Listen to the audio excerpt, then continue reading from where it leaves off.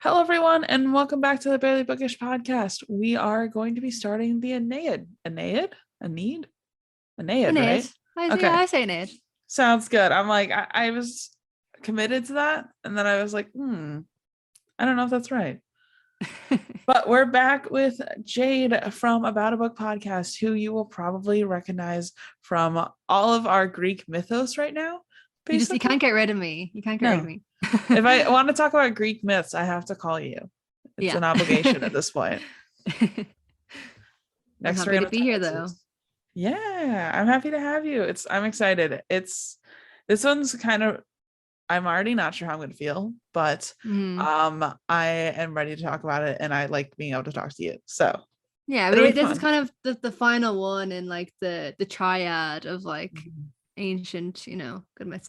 Oh well, Dante's Inferno as well, but that's not really like linked in with the Trojan War.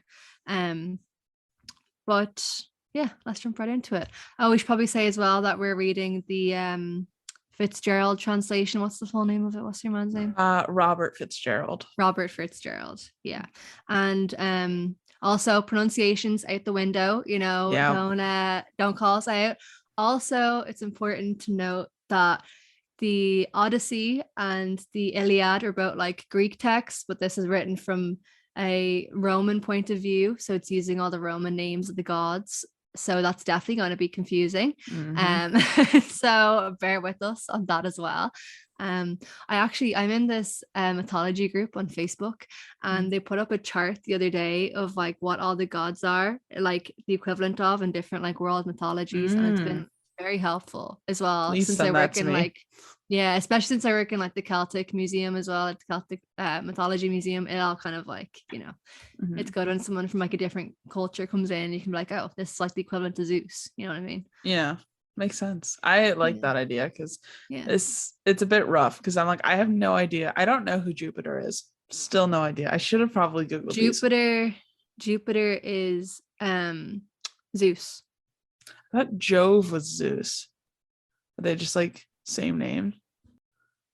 I'll check my middle chart. We're already getting off to a great start. I just know that Jupiter is Zeus because Jupiter is like the biggest planet, I think, isn't it? No idea. I had this issue because like when I was reading my Iliad translation, they referred to Zeus as Jove. So in this one, they kept saying Jupiter, and I'm like, I don't think I know who Jupiter is. And there was one time where they said like ruler of the skies, and I was like, is it Zeus? But then who's Jove? Or is it like one of those things where it's like there's many names? I have no idea. It just says Roman, Jupiter, and then Hellenistic, whatever you call it, the Greek version basically is Zeus. So as far as I know, like I'm no expert, but I think Jove is the another name. Okay. Because in I don't know, like don't quote me on that. I think, when I was reading it and I was like thinking of Zeus, it made sense. Because in these books that they kind of have a few different names for the same gods, like different kind of like titles or descriptors for them. So I don't know. We'll see how we go. Already getting off to a great start, but as we do. People are going to be reading it confused, so they come onto this podcast to like help them understand it, and we're just going to confuse them further. Oh, it's gonna be great. We're at this point, just to get right off, we're gonna be like broad stroking this. If you want super good at literary analysis, wrong podcast. We're here for the memes. We're here for enjoyment in the memes. Like if you're reading it and you're like, what the fuck's going on? Tune into this podcast and you will feel less stupid. Yeah, because we're right there with you. Like I studied this for like my leaving cert, which is like the A levels. I'm not sure what the American equivalent is. What are your exams called? Your finals, like your final just exams. Finals. Oh yeah, well it's like your senior the exams to get you into college basically. Oh, like ACT, SAT. Yeah, SAT. Okay. Yeah. I studied it for the SATs, and I still don't know what's going on. So. Yeah. I mean, honestly, it's just we're gonna have a great time here. Yeah, it's gonna be fun. We'll get through it. Let's jump right into it. So as we discussed, we've already covered the Odyssey and the Iliad, which are both written by Homer. And the Iliad covered the Trojan War, but it didn't really include, the big wooden horse that we're looking for. A little bit disappointed in that, you know what I mean? But the Odyssey was what happened after the Trojan War. It was written from a Greek point of view, and it was about Odysseus, a Greek hero, going on a journey that took him 10 years, going back to his home in Ithaca. Mm-hmm. And now we're reading the Aeneid, which is written by Virgil. And this is basically propaganda. It's basically like the Odyssey fan fiction. It's propaganda that was written during a time of political unrest in Rome. Because when this was written, the Roman Republic had pretty much been abolished and Augustus Caesar was taken over and people were not happy about it. So he was kind of buddies with Virgil, and he got paid. I think he paid him, I'm not totally sure if he paid him, but he basically got him to write this epic that would kind of help him gain support with the people in Rome. And it follows the story of Aeneas, who was a hero in the Trojan War, but from the other side, from the losing side, basically. Mm-hmm. And it follows his travels to Italy, where he founds Rome. So it's about this Trojan guy going from Trojan War, this hero, and he comes to Rome and he founds it. And it's kind of supposed to say like Augustus was a relative of this guy, and it's trying to back up how Augustus is like the rightful emperor, just to stop people from trying to like rebel and like put his head on a spike. He's being like, oh no, this book is saying that like it's divine, like I'm meant to be here, like I'm related to all these great people.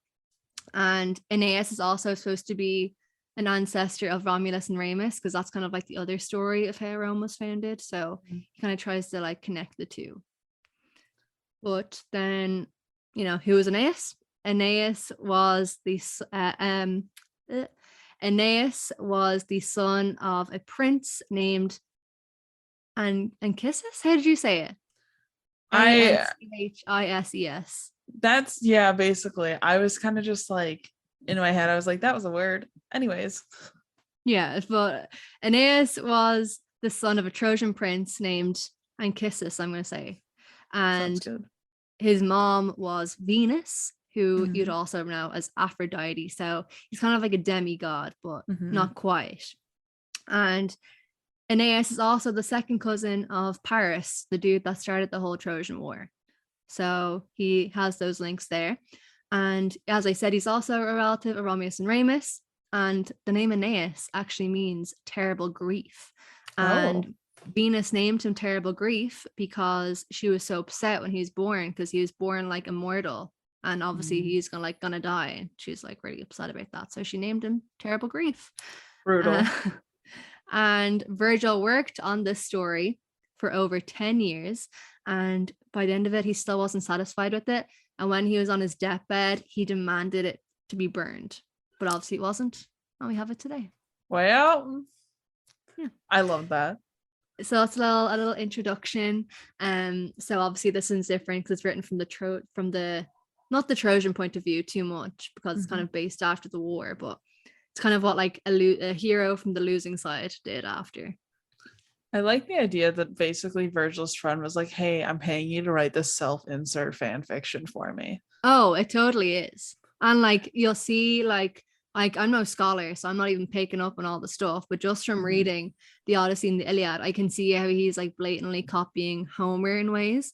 Like the introduction of this book, he's like calling the muses to help him write this epic, which is exactly what Homer did in his stories. Yeah. And then he also uses I have an English degree, but I can't remember what it's called. But and they say like wishy Athena, or like the same descriptors kind of. Yeah, descriptors. Yeah, there's a word for it. I can't remember it either. Epithet or something. I don't know. But yeah, he copies him a lot in the story and also in his like writing as well, which is interesting. Did you see they also happened to go to the island of Scylla and also the Cyclops Island? And he's like, yeah, they also went there. So yeah. I'm like, okay. And like, it's really funny. We'll talk about it when we're talking about chapter 1, but he kind of like, book 2 it's in, when they're talking about the Trojan War and the horse and everything. He like writes it from the the Trojan point of view as well. Yeah. You know, he kind of tries to flip the script a little bit, so it's quite Yeah. interesting. He tries to convince people that this is like just as legitimate as Homer's stuff, and I guess nowadays, because of reputation, it kind of is. But let's dive right in, I guess. I know. So book 1, we have A Fateful Haven. So, you know, we don't really get much context. Like you said, they didn't really tell us the name first off, but they were calling the muses to write this story, and then someone's trying to get to Italy is basically what's happening here. Mm-hmm. Also, they make sure to say that this guy's a fugitive, which when I guess when you lose a war, you are. But like, Yeah. it's funny because it's like they kind of, when they say that he's a fugitive, it's like implying that he did something like really like horrible a bit, and like it's trying to like set you up to have this point of view of this guy like he's like an underdog, or that he's like hard earned or something. Oh, that's definitely, yeah. You know, Yeah. and it's like, even okay. though he's the son of a prince, like, Yeah. you know, and he's totally in a privileged position to be like having this destiny and being guided by the gods to found this new great city. And another little fun fact is, do you know why this book has survived so long, even though like it you know, he wanted it to be burnt and everything? It survived for so long because Christians kept translating it and republishing it, because they believed that this book was kind of talking about this great new son who was going to come and bring like peace on earth and found this great like what's it called, nation of people. And they kind of thought, you know, they could kind of read Jesus into that. So that's why they're one of the big reasons why this book did become so famous. Like, it stood the test of time. The worst thing is I'm not surprised. Yeah. I'm not surprised at all. I'm like, yeah, that sounds like something Christians would do. I see it. So then they kind of go on to say that this guy suffered a lot of losses in war. And then you know, they're just like setting the scene for us. So then we go and hear about like Juno, and who is Hera, is just like really angry. And so she's like only cares about this town called Carthage, and she's really still mad at the Trojans and like all this stuff. Just like really I guess they're like setting her out to be the bad guy, which I feel like is a bold choice. Yeah, true. I can see that. You know, it's like I feel like in most stories Zeus is the bad guy, you know what I mean? And so it's like weird to see Hera be in that role, just because it's like, well, I guess Hera is the bad guy in some of them because she's like a jealous wife when her husband all the cheats on her. gods are kind of bad, to be honest. Yeah, it's just weird that they're setting her apart. Like everybody was kind of rooting for the Achaeans, and then suddenly it's like only Hera that still cares, which is weird. Yeah, because it's like her team already won. I don't know why she's still like mad at these Achaeans or these Trojans for existing.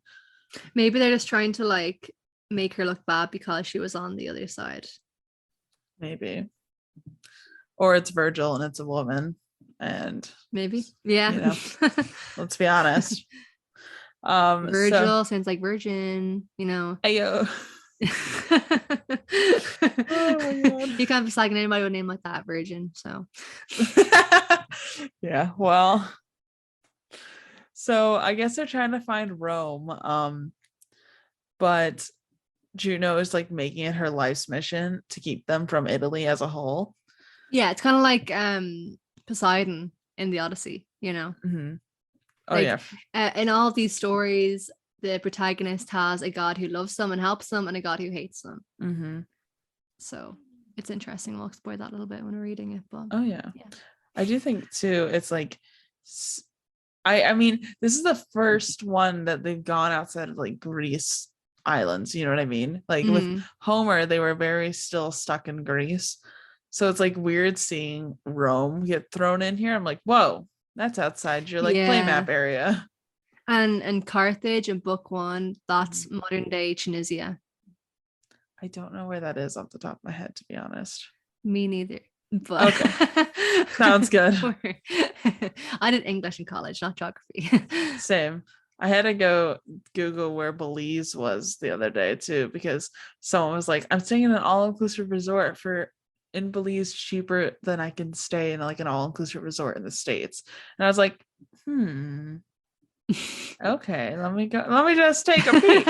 And then it was like, it's over in, I think, like South America area. Someone then said to me it's in Mexico, which, hold on, let me just double check this before I like say some lies on the internet. I love this podcast because it's so chill. Because sometimes when I record other people, or like I'm recording for my own or something, you feel like you need to know like all the answers or something, you know?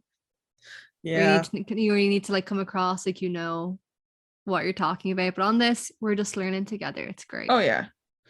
Okay, so Belize is not in Mexico. It's its own country in Central America. So there we go. Not in Mexico. It's its own country. I'm glad to know this now. But yeah, this is what we come to the Very Late Bookish podcast for. Chill vibes. Google. Yeah, I've been in a couple recordings where it's like, they're like, oh, what all do I need to have prepared and everything? And I was like, nothing. Show up and let's have memes together. Yeah. It'll be fun. That's my goal, is just to make this fun. Yeah, we're both texting each other. Well, it was nighttime for me. I don't know what time it was for you. And you're just like, I saw Jupiter. I mean, I saw Juno. Yeah. I did not think you were gonna respond to me because I texted you at like 8:00 at night, which means it was like the middle of the night, right? It was like 2 a.m. for me. Yeah, I was like, oh, okay, she'll respond in the morning or whatever. And then you texted back and I was like, I was up reading Circe. Oh yeah, I like Circe, didn't you? Or how are you feeling? I love it. Yeah. Yeah, I prefer it to Song of Achilles so far. Oh, really? And I'm like just over halfway through it. Yeah. So that's another reason why I'm going to be confused with the gods, because I have like the Greek names in my head. Yep. Same. I mean, I'm thinking about reading 1,000 Ships. I've heard is really, really good. Oh yeah, me too. Or the I think Madeline Miller did it, maybe, but Adrane. Ariadne, thank you. Yeah, I want to read that too. I think that's a different author, but I really want to read that as well. But I do know that Madeline Miller is doing a book on Persephone and Hades. So excited. And then everyone's like saying that I saw quite a few people who are like, hey, remember that she's going to do it close to the mythology. And I'm like, I know, that's why I'm excited. And like everyone's like, it's not going to be the romantic love story. And I'm like, I know. Yeah. I can get a romantic love story if I want a romantic love story. I want this. I want whatever Madeline Miller gives me. Yeah. I don't care. Yeah. Love it. Me too. So and everything it's like if you're listening to this podcast and you're trying to work out Greek mythology, her books are a great place to start because all the gods and everybody mentioned is like their own self-contained thing. So you don't need to have loads of like background information to like enjoy it.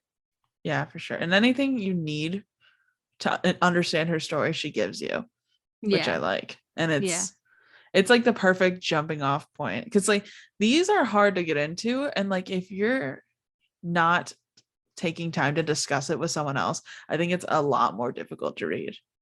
Oh yeah, like the only reason I like know these stories and actually like understand what happens is because I've done them in school. Because if it was up to me just to read that, like they're dense books, like and the way they're written and everything.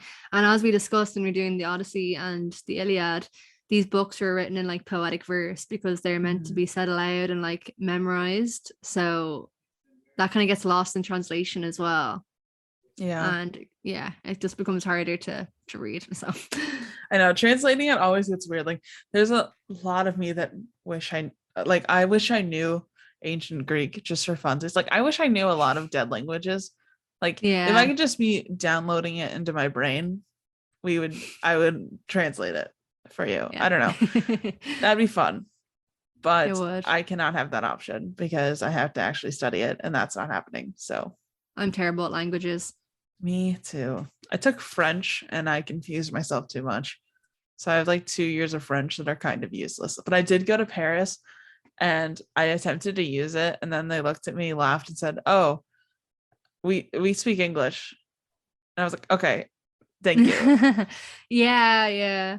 Like whenever you go to like other countries, usually the people like want to practice their English on you. Yeah.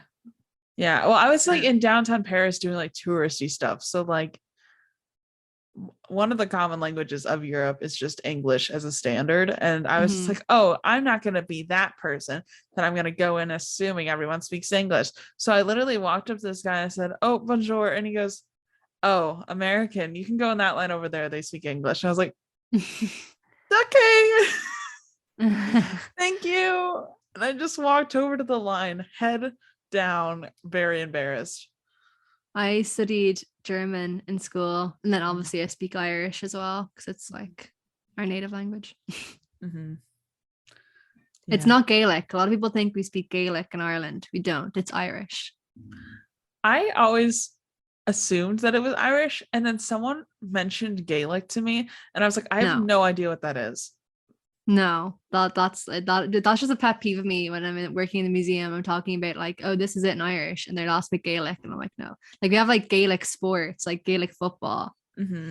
We have like Irish language, you know. Okay, so Gaelic is never been a language. Or like you say Gaelic, like Gaelic is Irish, and like we say like Oscailga, that's in Irish. Like we learn Gaelga in school, like that's Irish, but not Gaelic. So is Gaelic then like what is Gaelic then? Gaelic would be like Gaelic football, Gaelic sports and things like that. But Gaelga is language. Like Gaelga is the Irish language. Okay. So it's more of like a verb then. I guess. I mean, I'm not very good at Irish, but that's like how it's used in everyday language. Yeah, like, yeah. Is verb the word I was looking for? I don't know. It doesn't matter. It's fine. We went on a tangent. Let's go back to book one. We're talking about Juno, and we're talking about Inventing Rome. And yeah. And then they get to like this part that kind of confused me, where it's like they say Jupiter's like petitioning the sea to get them off course. But no one seems to really want them to reach this destination. But it's like trying to figure out exactly who's talking to who most of the time is a little bit difficult. So then it says like there's a terrible storm, and like they make you think that it's Zeus that's happening, like making this. Turns out that it's just the winds are like, hey, what if like we made this really bad storm to get them off course? Because I guess Juno reached out to them and she's like, hey, wouldn't this be fun? And then like Neptune sees this horrible storm happening and he gets angry. He's like, this is literally my ocean. How dare you try and like mess with it? How dare you try and create like a sea without my, like not a sea, a storm without my approval? And I was like, well, but like Neptune slash Poseidon are the scariest to me. Like I know Zeus is the most powerful, but like you really wouldn't want to be messing with Poseidon slash Neptune. I don't know. Okay, I made this poll last time and I said, who would you rather be mad? I remember this. Yeah, I still am like iffy. Like I don't know if I'd want Zeus or Poseidon mad at me. Like those seem like rock in a hard place to me. Yeah, I think I'd probably go for Poseidon. Yeah, because you can avoid the water a lot easier than you can avoid the air that you breathe. Yeah. But yeah, I would never get in a boat. Like, if I found out God of Sea is mad at me, you would not ever see me even glance at a boat. Yeah, no, like ancient Greece, and especially they believe like not only in the gods, but in all those monsters as well. Like, and the sea was just so much more unknown than it is today. There's no way you'd find me in a boat. No, definitely not. I would stay on my little island and vibe. I would never get on a boat. Like, especially like you tell me this and you tell me that these stories are factual. No. Like, absolutely not. No, thank you. And like, it doesn't seem like you know the gods are mad at you until you do something wrong. And then you're like, oh, whoops. Yeah. And they're always changing their favorites, and they're always Yeah. picking people to be their favorite very randomly. So Yeah, for sure. And then like while this like really bad storm is happening, the captain like talks about how he wished he just died during Troy. He's like, yeah. it would have been better had I not been like subject to this, which is like worse now that you like I've read the second book and like know kind of what happened in Troy for them, but I'm like, ooh. So then like because of this moment, a riot breaks out in Olympus, which I think is just hilarious of an idea. What does that look like? You know what I mean? That's what we were saying when you did the Odyssey and the Iliad. We're like, we just like the bits of the gods are the best. Mm-hmm. Like the gods just like up there chatting, giving out about us humans, with their popcorn, doing little votes. Oh my gosh, we make him die. Hands up. They like do a Kahoot of like, should we kill him today?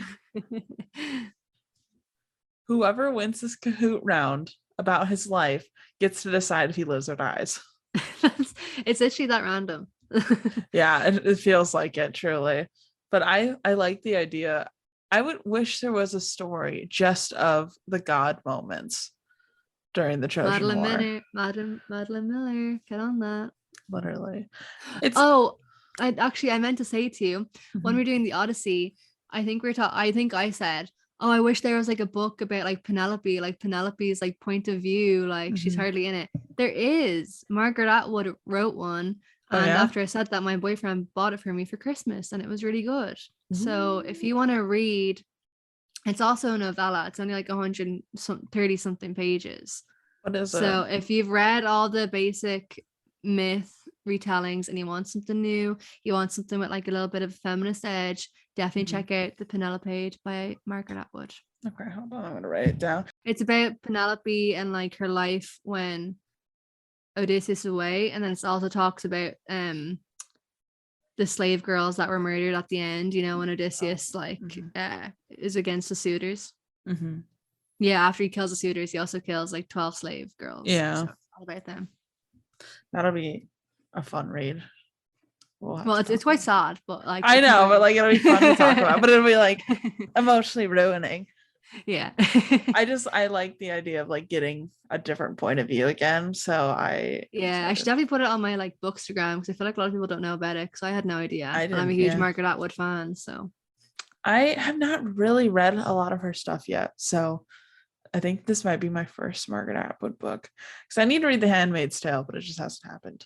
That's like one of my favorite books as well, and I really like this because it was very similar. So if you read this and you really don't enjoy it, you'll know you won't enjoy that. But if you do really enjoy it, then you think you would definitely enjoy The Handmaid's Tale. So yeah, we were talking about doing The Handmaid's Tale on Patreon with one of my friends, but it just hasn't happened yet because they kind of went through a lot of stuff. So that's fair. Hopefully sometime soon, and then I can read it. Yeah. So then the Trojans find a shore and they all lay down exhausted, and they're like covered in like sea water. I'm just imagining they kind of like walk out of the ocean and just flop straight on the sand everywhere. Like that's just my imagery. But like one guy, like they all flop down except like one guy who's like, okay, I'm gonna start a fire, I'm gonna hunt 7 deer, you all get cozy. I'll be back. There's always that one friend on holiday, that's just like super organized, wants to see and do everything. They are the one with the Google Maps. They're the one that knows where they're going. I would definitely be one of the people that face plants onto the land. Same. Like it's like definitely there's mom friends. I currently don't have a mom friend right now in my friend groups, so I feel like we'd all just end up on the beach. Hungry. Oh my gosh, you need to outsource one. I know. I'm like, can I hire a mom friend? Like, how do I get a mom friend into the group? Because it can't be me. I can't do that. I'm like a versatile mom friend. Like if nobody steps up to be the mom friend, I'll be the mom friend. But if someone is in the group and they're like very clearly the mom friend, I'll take a step back, because I know that mom friends don't like to share, Yeah. They are the mom friend. It's a one person title. Yeah. The only part like I can versatile. Like I do the packing. Like I always overpack and I always have like mom friend essentials, you know? So I do that. But like the planning of events is outside of my wheelhouse. I do not enjoy it. I like going to events. I like being a part of the thing, but I don't want to plan anything. Me too. Me too. Love that for us. I And just need a mom friend. you probably would enjoy being an AS with this pressure to go find this whole new city. You know? Sounds terrible. As we talked about, the book then just like glosses over the fact that they saw Scylla and also the Cyclopses as well, which I'm like, yeah, okay. Yeah, Sure it's kind of did. like if you know type of thing, you know. Yeah. Like Madeline Miller kind of does that in her books too. Like I Mhm. find if you've read the Odyssey and like similar books in that wheelhouse, they're like a lot more enjoyable because you kind of like Yeah. you get the little like cameos that are made, you know, you're like, oh, I know Yeah. their full story. Oh, I know their full story. So when people are reading this, they're probably like, oh yes, oh look, it's so legitimate how it links up to the Odyssey. Mm-hmm. But I feel like for me, I'm like, that's copy pasted. Okay. Oh, definitely. It's very much like, oh shit, Homer, I've got the homework. Can I copy? And Homer's like, okay, Virgil, like, you know, just make it a little bit different. And then he's like, Mm-hmm. the Aeneid. Yeah. Literally. It feels to me though that he's like that one upper friend. Like he'll be like, oh, you saw Scylla and she took like 6-year men. Well, I saw Scylla and she took 25. So I don't know. I think honestly my life's a lot more difficult than yours. It's like the vibe Yeah. I'm getting so far. So yeah, definitely like Virgil wants to make like Aeneas seem like the complete underdog. Like not Yeah. only did he lose the Trojan War, but he Mm-hmm. still like went against Juno and he went against these other gods. And against all the odds, he founded this great city. And then he Mm-hmm. went on to, you know, have more children. And then look, our amazing emperor is here now, you know. Yeah. He Yeah, did that's this the so that vibe. our emperor could reign. It's all like you'll notice it, especially like minor spoiler when he goes to the underworld. Um, there's a lot of there's a lot of foreshadowing in this book, and there's a lot of prophecies talking about this great leader who's going to come, Mm-hmm. and that was obviously to do with the emperor, and then people later thought it was about Jesus. So Yeah. Sounds about right. yeah. So Venus is kind of goes up to Jupiter and it's like, hey, you seem pissed at them. What happened? And he's like, oh, I'm not mad. Here's all the spoilers for the entire book. Here you go. He's like, beat by beat, what's gonna happen? So I just like skimmed it because I don't want to know until it happens. Yeah, I guess that's kind of like if you were in, I don't really know where these were performed or told, but Mm-hmm. you know, for argument's sake, say you're in like a tavern and they're like telling the story and you're kind of like half listening and they're like, oh yeah, and then they're gonna go meet this big monster. You'd be like, oh, I want to stick around for this. You know what I mean? Yeah. But yeah, people definitely don't do that in movies and books these days, which I'm thankful for. I know, because it's like imagine you're going to go like see like I don't know, like let's go Batman because these movies have been out forever. Imagine you're gonna go see Batman and right at the beginning you're like Harvey Dent becomes Two-Face and you're like, oh, okay, thanks. You're like, why would you tell me that right out the get-go? Should I still even sit here? I mean, I am one of those people that sometimes, now this is like, I've never said this on record before, so I'm not getting cancelled, but I am that person that sometimes reads the last few lines of the last page of a book. So Ooh. so Ooh. it's kind of that type of vibe, you know, they're trying to encourage people to stick around and get them a little hint of like a little taster of what's coming. Yeah, that's fair. I honestly have had such a hard time when I was reading Kindred for the podcast. Mm-hmm. And there was one time where it's like we didn't know if this girl got her husband home or not. And like I had to stop reading because it was the end of the chapter. And the next page was right there. And I had to be like, I had to cover it. And I'm like, no, no, I cannot. So stressed out. I was like, I can't know. But yeah, so turns out that our main character is Venus's son, and she appeared to him, but like pretends to be a casual Spartan girl. And he's like not at all buying it. And that's my favorite thing is anytime someone tries to be the gods, they are like, or like they try not to be gods and like appear like they're just casual, normal human mortals. All the gods are like, or all the people are like, okay, yeah, sure. Yeah, like the theme of like disguise and deceit in these books is like very common. Like usually when people are meeting for the first time, most of the time they'll pretend to be somebody else. Yeah. Like so we especially saw that like in the Odyssey with Odysseus. Like he was known as cunning Odysseus because he was always like making up lies, basically. But that's a whole other ballpark. Tune into those episodes to hear about that. Yeah. So then Venus like goes on to tell, what's the name of her son? Aeneas. Aeneas. Okay. I need to like actually write that down. I'm just like, oh it's yeah. like Odysseus. It's like Odysseus, Odyssey, Aeneas, Aeneid. Yeah. Yeah.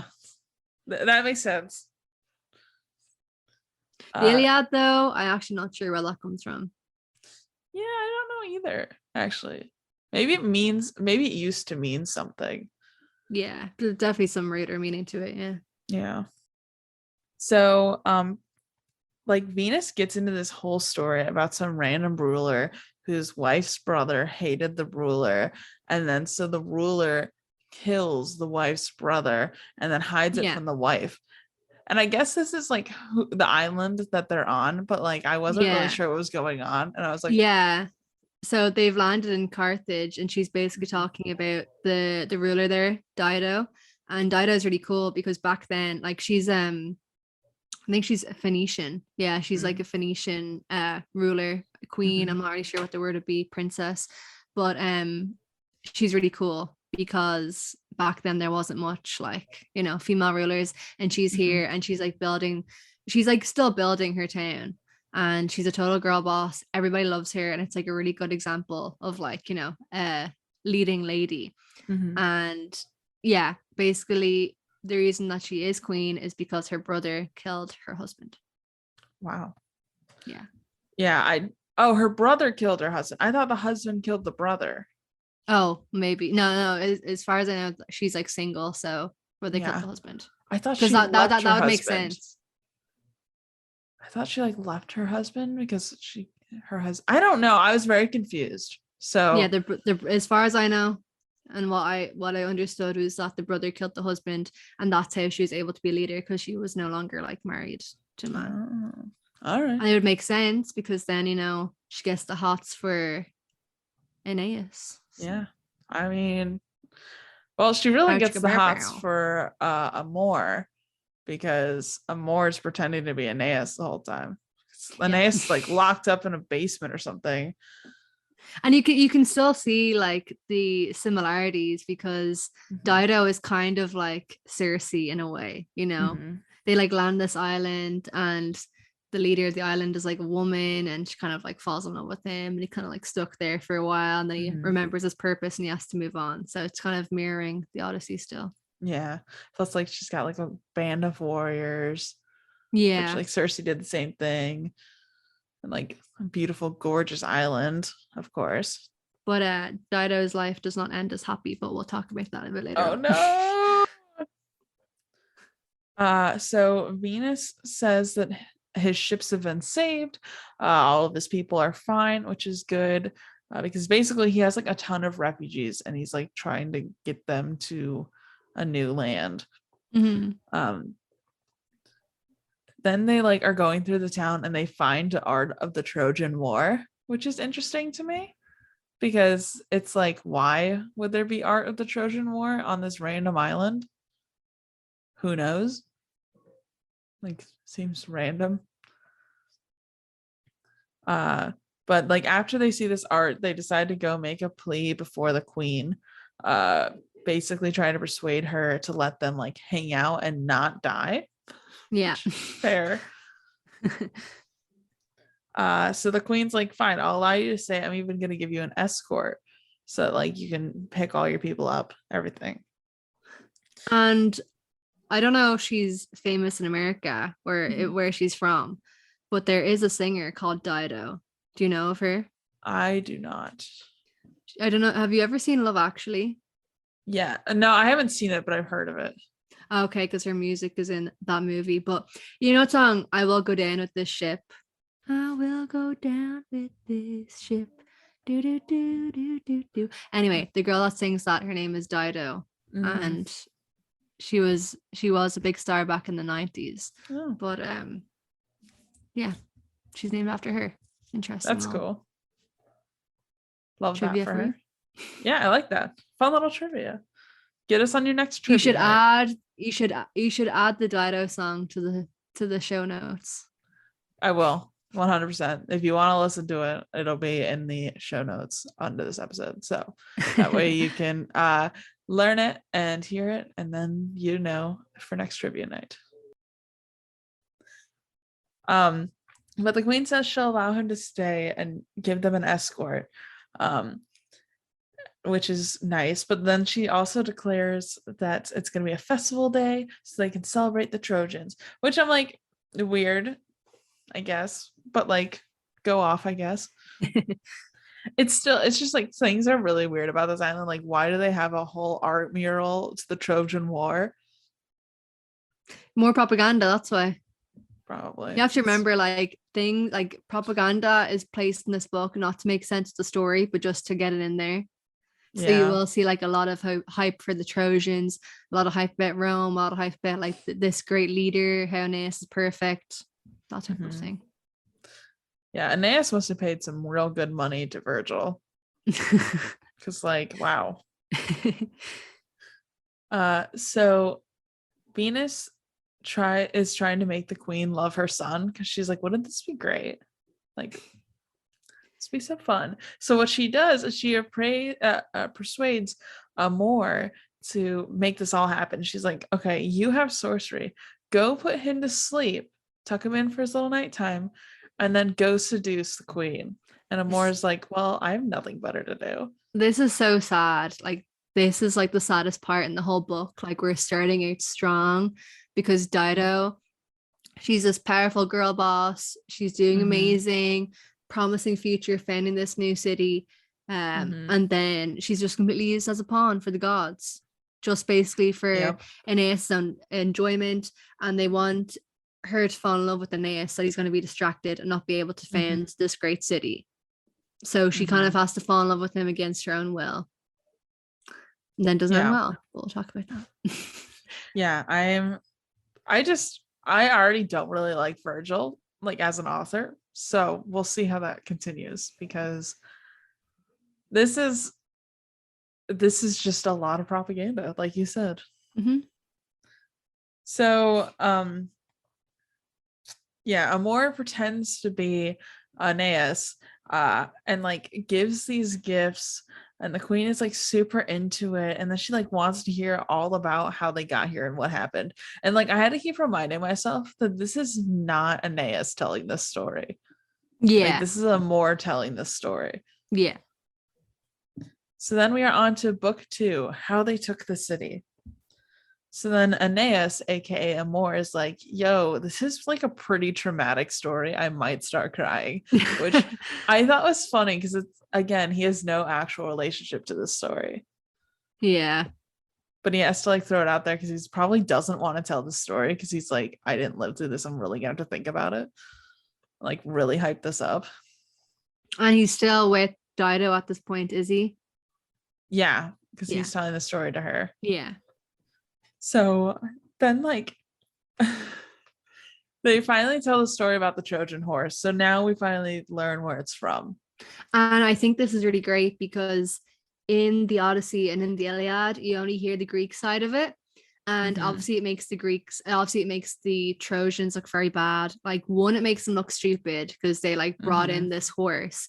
And then 2, just hearing with the war, it makes the Greeks seem like the the better of the two. The Trojans were evil. They started this whole disaster. So, he's really like the Augustus, he's getting his money's worth right here. He's he's really getting them to flip the script. You know, it's the remix. He is getting Virgil to write from the Trojan point of view, and it's interesting to see it from their point of view, and they definitely justify their decisions a lot more, which we'll discuss, but continue on. I know. It was really interesting to see this like flip of the coin, because basically like when he's writing this, he's acting like this came out of nowhere. Yeah. Like he's like, I totally unexpected, you know, in the middle of a war zone for our city to get ransacked. We did not prepare for this. So Aeneid starts talking about how Ulysses, aka Odysseus, was baiting him and turning his own men against him the whole time, which like, yeah, buddy, this is war. Yeah, and he makes Odysseus seem very bad in this account, which is funny because he's protagonist in Homer's thing. But Odysseus, obviously, like, he isn't great. We discussed that, but he is my favorite. Like, I like the Odyssey is probably my favorite. Like the book, as I said, you know, reading these three books, the Iliad, this, and Odyssey, you know, not that enjoyable because they are quite difficult, like the language used and everything. But the actual story, like the narrative, the Odyssey is like my favorite, like, story ever. It's just great. So I'm definitely team Odysseus. I'm not listening to this Odysseus slander we're getting right now off Aeneid. Odysseus to me gives me like the vibes of like when you have a sibling and you're like, I hate them, but you're not allowed to, you know, like yeah because like that's the feeling I have right now. They're like, oh, you know, Odysseus is like this terrible person, blah blah blah, and I'm like, don't you dare. Not in my house. Yeah. Like, we're like talk crap about him, not you. Yep. So then they go on to tell the story basically of what happened with the Trojan horse. So turns out there was like this guy who pretended to be captured by the Achaeans, and he was all wrapped up, and they found him and he's like, I just barely escaped with my life. He was going to be used as a sacrifice by the Greeks to make them win the war, and then somehow he escaped, and then when the Greeks left, they left him behind, so he's been abandoned, and the Trojans are like, oh, okay, like, you're a Greek guy, we're gonna let you in, you can tell us all the secrets, you gave us some gossip. So they totally believe this whole facade, and they bring him in to the walls of Troy, and then this is actually all part of the plan of the Trojan horse. And he tells them all about like, oh yeah, there's this horse, and like, you have to, like, the gods are gonna like hate you and punish you if you don't bring this inside your walls. Like, this is totally, you know, I've got no agenda right here, I'm just giving you the gossip. And they're like, oh my god, like, that's terrifying. Like, and they're all like trying to figure out whether they believe this guy or not. Like, there's like multiple people that are like, no, don't do it, and then there's multiple people that are like, oh yeah, we absolutely have to bring it inside our walls. And then while this is all happening, apparently Neptune was on their side for a minute, because like a giant serpent shows up and like destroys things in towns. The sacrificial bull gets, he like out, rips people into the sea and everything. Like, so much is happening. So basically there's this big huge serpent that comes out of the sea and like takes the Greeks because they didn't mind this horse properly.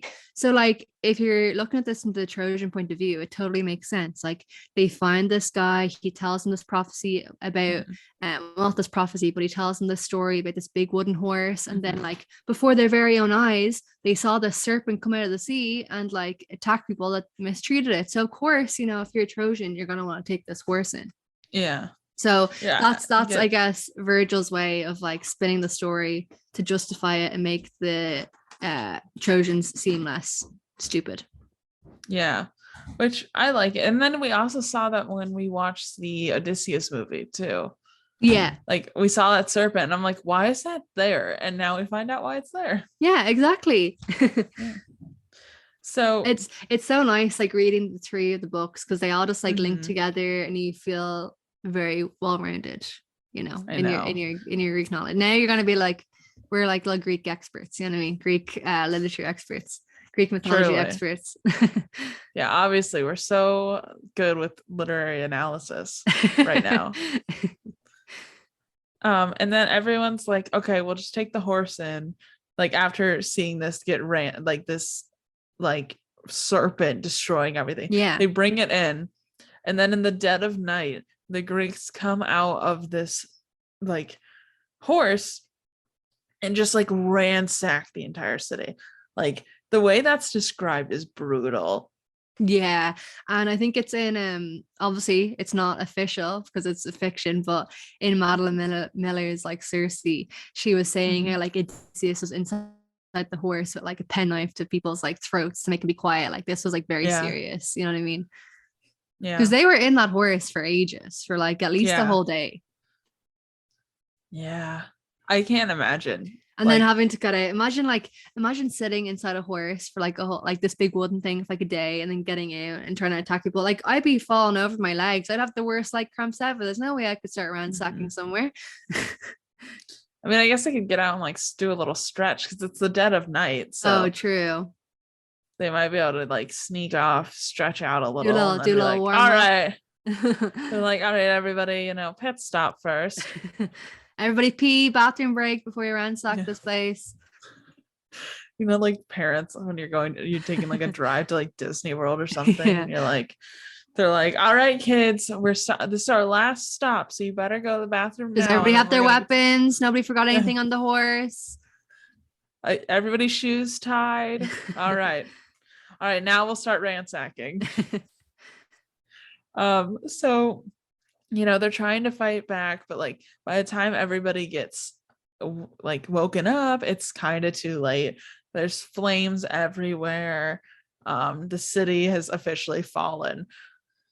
So then Aeneas is like, trying to figure out what to do, and Venus is like, listen, I protected your wife, your son, and your dad, so you should probably just go home, grab them, and leave.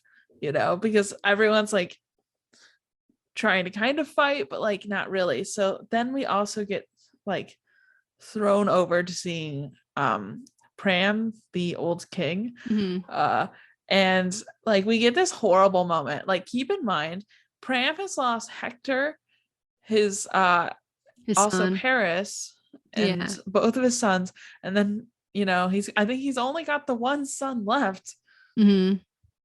Then Achilles' son Pyrrhus also kills Priam right in front of his wife, who is like huddled trying to like save the like ladies of the house. And then we get like flashed back to Aeneas, who's like trying to get his family to safety. He's got his dad on his back, his son at his side, and his wife was behind him. Yeah, I mean, it's very sad. He basically, she's kind of lost priority a little bit. He was like so focused on like getting to the destination, he didn't make sure everybody was with him the whole time. And his wife ends up getting separated and killed. And then he ends up seeing his wife's ghost, and she's like, and the thing that's interesting though is that while seeing his wife ghost, she basically is like, you're gonna find another wife, which like, this is more propaganda. She's like, it's okay that I've died, it's a big sacrifice because you're gonna go on to found this amazing city, and you're gonna get a new wife as well, so no problem about it. Like she's not salty at all, which is totally realistic. I know, she's like, oh, it's totally chill, don't even worry about it. Like if my boyfriend even walks ahead of me or something, or if he's on his phone or something, he's like walking ahead on his phone, I'll be like, excuse me. Yeah, who am I? Nothing. Interesting. But that's all we have today. I'm excited to read more. It is like talking about it is making it a lot more fun, but like reading it is just not the best. So as I said, I feel like I should be getting paid by Miss Madeline Miller, but if you want like an account of the Trojan War that's more like not totally factual, but just like a narrative, and you want to understand maybe what it was like, the Song of Achilles is very good for that, I thought. I like the Song of Achilles. But this is going to be more focused on his journey. It's basically propaganda, it's basically fan fiction, as you said. It's like a really cheap version of the Odyssey.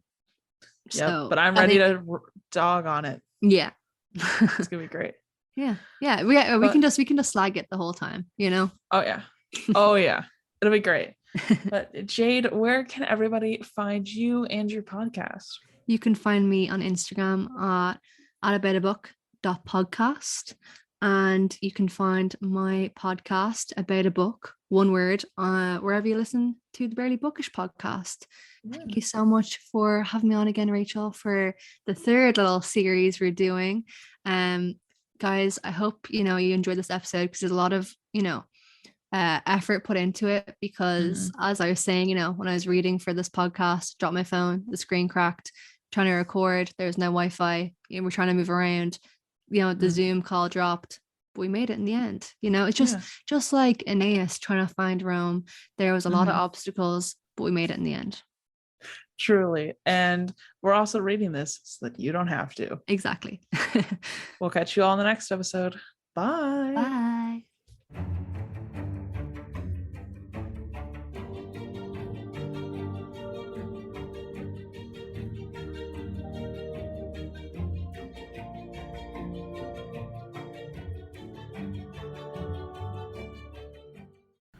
Thank you all so much for listening to this episode of the Barely Bookish podcast. If you want to find me, I am at Barely Bookish on literally everything, so feel free to check me out everywhere. I'm also on Twitch. If you want some extra content, please consider joining the Patreon for just as low as $1 a month. You get early access to every single episode. You get them Monday at midnight instead of Wednesday, and you also get exclusive episodes every single month, so that's kind of fun. This upcoming month is going to be Percy Jackson, so please consider joining that and checking that out, or tell a friend. It's the best way to help this podcast grow, and I appreciate everybody who's been listening and joining and hanging out with me. But without further ado, I will catch you all next week, where we will be continuing the Aeneid. Our logo is designed by my little sibling Sarah. Our theme song is by Raphael Crux, and I'll catch you all later. Bye!